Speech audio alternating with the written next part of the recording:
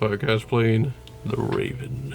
It kind of looks like an invisible man and his suit is just floating there. I really like the music right here, but we have to get into the game. Oh. We have to actually play the game. The Raven. If a man burdened by grief after the loss of his beloved Lenore drowns his sorrows in alcohol as an escape. But one day, while pursuing a mysterious book of forgotten science, he is interrupted by the visit of a majestic raven. Majestic raven. By a terrifying raven. By that so raven. Yes. She comes to his door and says... Thaumaturge. I don't know. I don't remember it that much. I haven't watched it in like 30 years. No. How old is it? I'm gonna say like 2004 or 5. November 1854. Like 100 years, 200 years before That's So Raven. Well, it'll be 1954. The stillness of the night lies within. For I have lost my beloved, my sweet Lenore. Lenore poor. In her tomb rests her motionless and cold beauty. And my soul is left alone in the deepest of agony. While I stand in this rain, how to move forward without her warm embrace? Now to find light amidst this twilight's trace. Where the body flew. For her smile and her love were my sole reason to be. And now her absence makes me long to fade and flee. Yet I shall carry on, though my heart tears apart with it, seeking solace in the memories of our love's remain. For though my beloved has gone far away, I shall travel even farther away. Her love shall live forever in my shattered heart's array. Oh. Let death not be the end of our true love's accord, Just look at that move. but the beginning of an eternity together in a sincere world. While here on earth darkness veils me with its chilling shade, your light shall keep shining in my soul like a crimson blade. And as I await the moment to be with you in eternal space, your memory shall stay alive in my heart, my divine grace. Who's driving this thing? Oh, the carriage driver. Well, he's covered in rain. Yeah, they're always dedicated. Well, usually they wear a hat or something. They have a freaking hat. You see it sticking out. I just saw a round head. Then it's a bowler hat. If it was that. But That it would was a suck top. for rain. Yes. Oh, well, if it did like a fade out, so just like an abrupt. December 1854. It was this. It's just September or November, one of those. Oh, it was like a month later. Is this real? I cannot escape this pain. Somebody stabbed me and I'm bleeding out. Time has halted. How can I carry on? Why can't I remember everything clearly? I'm getting old. Why do I only have these blurry and fragmented images? Why do I only have these? Where are you, my love? Come back. I beseech. Oh, Beseech you? How can I move forward without you? How can I find purpose in life after losing you? Lenore! Well, you still have the ring. Is the raven gonna appear? even my memories are blurred. No, I can't reach the book. I think I just need glasses. Oh my god. Christianity embraces an unwavering faith where philosophers like Aristotle and the Perpetics strive to uphold conflicting opinions about the nature of things. However, I cannot endorse any of the theories about demons put forth by Plato, Porphyry, Platonus, Gibellus, and others who, though they have written extensively about demons, have created more fantasies than realities. Therefore, I cannot subscribe to their views. They just lost a subscriber. Even though they have been supported by learned men, as a result, I worship the Almighty God, the architect of the universe, who, before creating the admirably adorned world with the orders of wondrous spirits had created these incorporeal beings as testified by the divine messengers sent to us through Moses for a long time. No, so how do you pronounce that? The prestigious Damien? Well, it's Daemon? Prestigis. It's Latin. Prestigious. Yeah, that's what it popped up to.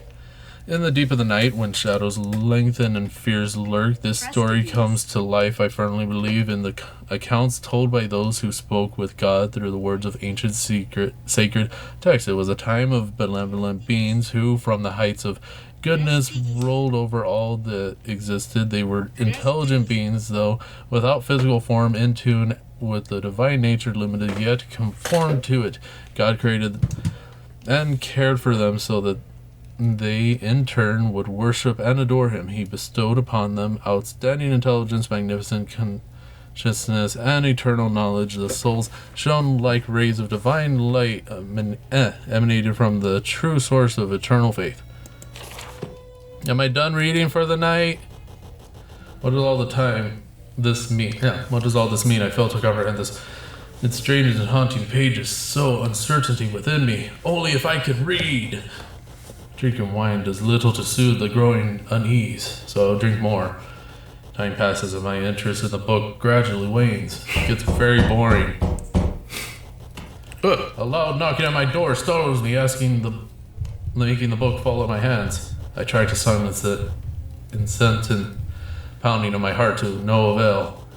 Who would it be at this hour of the night? I have no friends. A raven or so. Yay! Can you spin? Well, you can moonwalk. Yeah. Yay! Well, it's smooth. And it feels like floppy. In the year 1853, you spinned in victory. What is this? You spinned in your own house while wearing a top hat. Can you explain the freaking tied up mummy? I don't know. You bought it online. It was on Etsy. It was a commission. Pardon, fair lady, or noble sir. I beseech your I must confess slumber overcame me, and I did not pursue. I'm reading. That's it. Hesitant, I opened the door, only to find a dark and cold hallway. Lenore, I murmured, and the echo returned it in a chilling whisper. No. Is this a dream or an endless nightmare? When did I even get into this room? Exactly. He's holding something back there. Do I go back to sitting? Can I go to sleep? Can I press E? Nope. To the window. What was that? Could it have been just the wind? Yeah, it can. No, it can't be the wind. That thud was too clear. Someone has knocked on my window. Someone knocked on my chamber door. I'm already at the window. Well, I guess you go to the door. Now the window. I contemplate the unfathomable blackness of a long while. Open up your eyes. Staring outside. The wind howled fiercely, and I could also perceive the first drops of rain falling. There's so much rain! Only the wind and nothing more, I thought, still doubtful of my own sanity. With reluctance, I closed the window and decided to return to my chair. It was open? Yeah, he just had wind and rain coming in. And then it broke! A big feather. Well, somebody broke my window and left a feather. Without a trace of reverence, an ominous bird of yore burst into the room. I stared at it. It perched upon the bust of Pallas, motionless like a statue. I regained composure and in my role as a host, approached the horrid raven. Even with your crest maimed and severed, art thou not a coward? O raven of harrowing aspect that wanders from night's Plutonian, tell me, what is thy lordly name from night's Plutonian shore? Quoth the raven, nevermore. Now to throw a shoe at it. Nevermore, yo. I was perplexed by the unheard of eloquence of this ominous bird of yore. Yes. I was wondering why he could speak. However, its vague and irrelevant response left me somewhat indifferent. Somebody, help! There's a big bird in here. Has any living being had the privilege of witnessing such an act? Maybe. Bird or beast perched upon the sculpted bust of Pallas with such distinguished name. Distinguishing. Name? Nevermore. I shall call you Nevermore. I observed the bird for a while, barely whispering. I uttered the following words. Get off! Other friends have forsaken me before. Tomorrow shall leave me, just as my hopes have done. Everybody leaves me. I have no friends. Quoth the raven, Nevermore. Surely what it says is all it knows. It's stupid. So we'll be friends. A single repertoire of words learned from some wretched whom it must have harassed relentlessly. Someone kept yelling Nevermore at it until its dirges bore only one meaning. Until the chance of its hope carried that melancholy burden of Nevermore. And then I sat in my chair and fell asleep. However, the presence of this ebony bird drew a smile upon my face. Look at me smile. Did God grant this moment to forget, even if briefly, the absence of my beloved? Even though I have a picture of her right there? Whatever the reason may be, I must displace my chair for a better view of the raven. This is my television now. This is better than the book I was reading. Do we have to move the chair? Hello. Hi, Birdie. Will you be my one friend? You caused a mess. Perched upon the bust of Pallas, the bird, whose eyes seemed like burning embers, peered into the depths of my soul. Weaving one fantasy after another, I found myself sketching the raven on the pages of my diary. In that moment, the atmosphere seemed to grow denser, infused with the invisible light incense of the seraph surrounded by the carpeted floor. Bet your God has granted you respite through these angels. My Sprite spilled. Or spite of Nepenthe for your memories of Lenore. Hasten this sweet Nepenthe, and forget your absent beloved Lenore, quoth the raven Nevermore. Can you say anything else? Prophet, thing of evil, whether bird or devil sent by the tempter. My window's still broken, or cast upon this haunted refuge by the storm. It found a place to hide from the storm. Prophet, tell me, I beseech you, is there balm and something? A balm and something.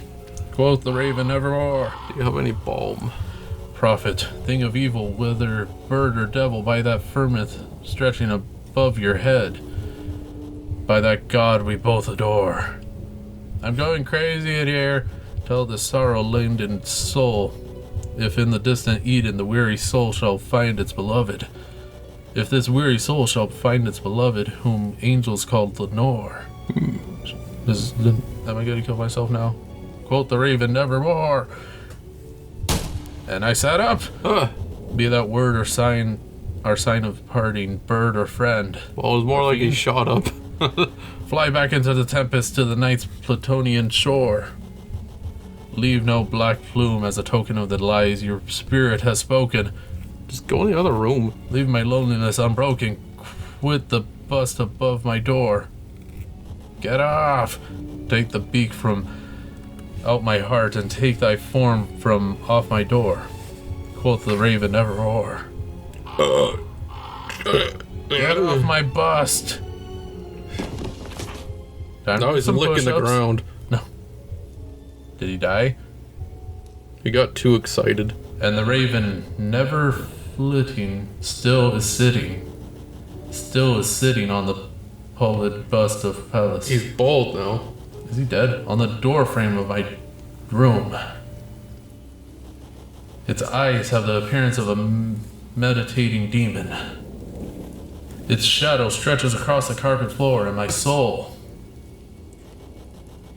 deep within that shadow, remains imprisoned, unable to break free. Nevermore. So he got so stressed out trying to get rid of the bird, he lost his hair. He took off his hat, and it revealed he was bald. Like, look, I'm also like a bust. Then he wants to hop on his head. The end. Well, I don't know if that just quoted the Raven. Like the whole entire thing was the Raven, or they changed it a little bit. Oh. It seemed about right. Like an abridged version. Mm-hmm. I haven't read it in a while. Edgar Allan Poe.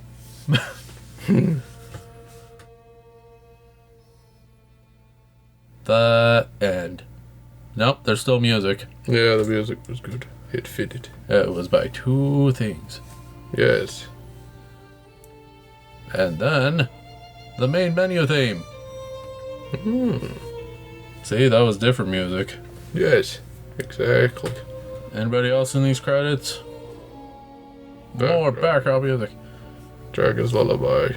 How about the Raven? Who played that? Who created the Raven? The sounds from the Freesound.org. It was like free rain and free thunder and free broken window and free door. Thanks for playing.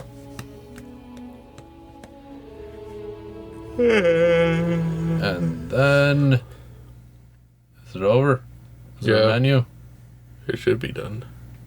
Are we gonna sit in darkness forever? Okay. Okay. It's getting there. It's like it has to load in again. The Raven.